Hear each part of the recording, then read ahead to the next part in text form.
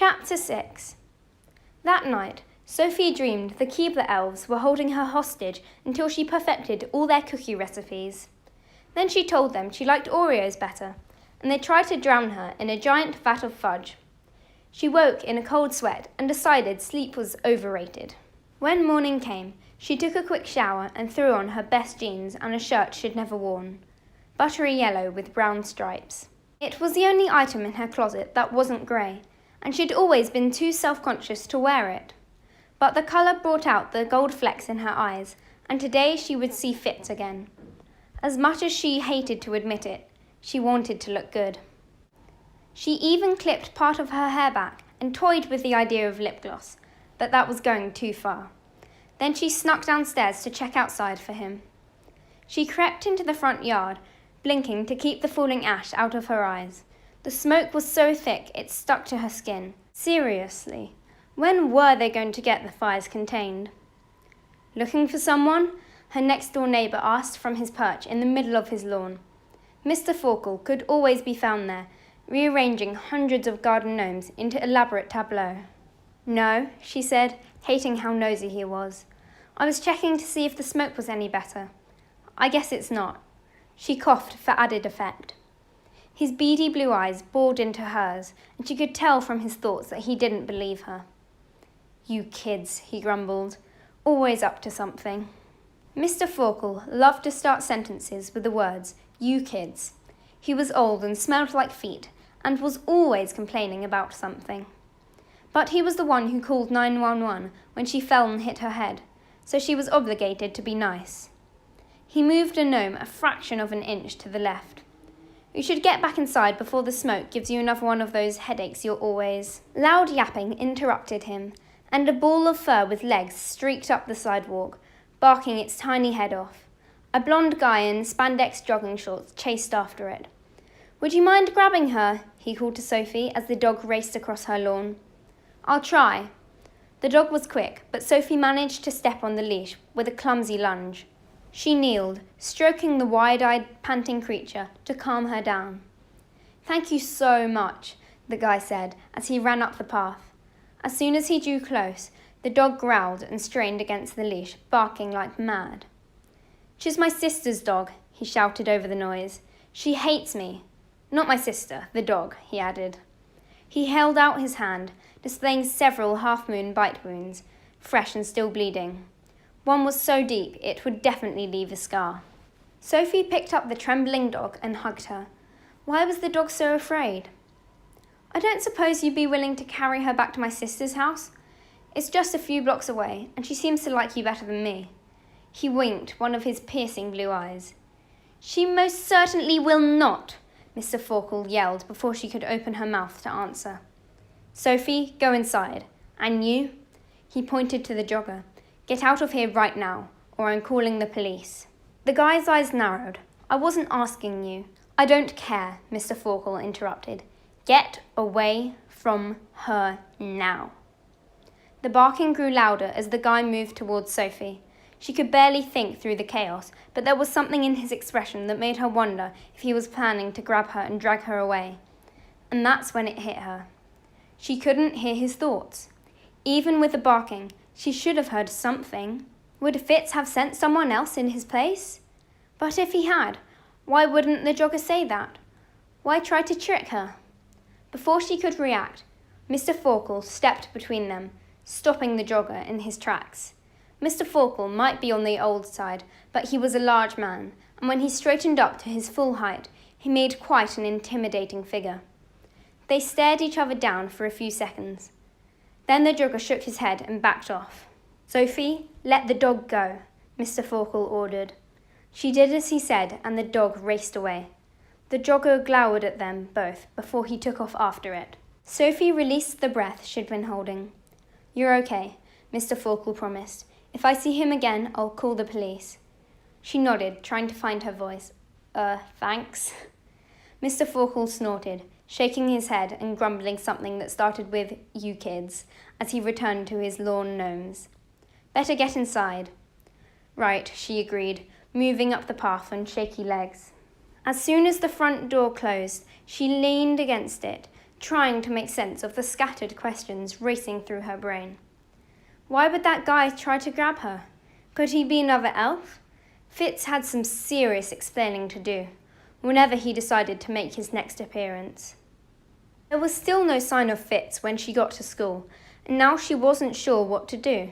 He might be waiting for her to be alone before he appeared, but after the dog incident, she wanted a few eyewitnesses around, unless Fitz had sent the jogger to get her. It was also frustrating and confusing. She headed for class when the bell rang, lurking a few steps behind the other students. A hand grabbed her arm and pulled her into the shadows between buildings. Sophie stopped her scream just in time when she recognized Fitz. "Where have you been?" she demanded, a little too loudly. Several heads turned their way. "Do you have any idea what I've been going through?" "Miss me bad, huh?" he whispered, flashing a cocky smile. She felt the blood rush to her face and looked away to hide her blush. "More like you left me alone with a ton of unanswered questions and no way to find you. And then this guy shows up and tries to grab me. And—" "Whoa, wait. What guy?" "I don't know," she said. "Some creepy blonde guy tried to trick me into wandering off with him, and when I wouldn't, it looked like he was going to snatch me, but I wasn't sure because I couldn't hear his thoughts, and I think he might be another elf." "Okay, slow down." Fitz swept his hair back. "No one else knows you're here, only my dad, and he sent me to get you." "Then why couldn't I hear his thoughts?" "I don't know," he admitted. "Are you sure you couldn't?" She replayed the scene, trying to remember. There had been a lot of barking and growling, her heart pounding in her ears. She couldn't even remember hearing Mr. Forkel's thoughts, now that she thought about it, and she could always hear his.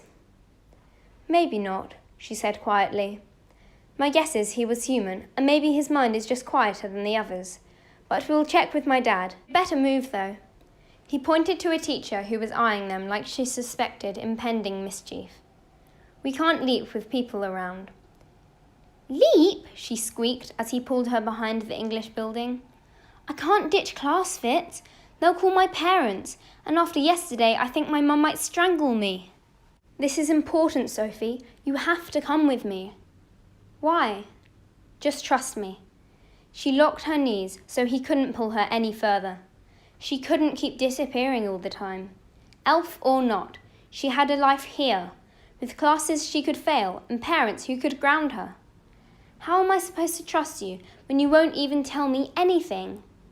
"You can trust me because I'm here to help you." That wasn't good enough. If he wouldn't tell her what was going on, she knew how to find out. It was strange to willingly use her telepathy, after so many years trying to block it, but it was the only way to find out what he was hiding. So she closed her eyes and reached for his thoughts the way she had the day before. The breeze rushed through her mind, whispering scattered pieces of information. Nothing she needed, though. But when she pushed a little further, she found what he was hiding. "A test?" she shrieked. "What am I being tested for?" "You read my mind?" He dragged her deeper into the shadows, shaking his head. Hard. "You can't do that, Sophie. You can't listen to someone's thoughts any time you want to know something. There are rules." "You've tried to read my mind without my permission." "That's different. I'm on an assignment." "What's that supposed to mean?" Fitz ran his hands through his hair, which he seemed to do when he was frustrated. "It doesn't matter. What matters is you could get in big trouble for invading someone's mind like that. It's a serious offence." The way he said serious made everything inside her scrunch and twist together. "Really?" she asked quietly. "Yeah, so don't do it again." She started to nod, but a small movement at a nearby oak caught her attention, and she froze, her heart hammering so hard it drowned out everything else.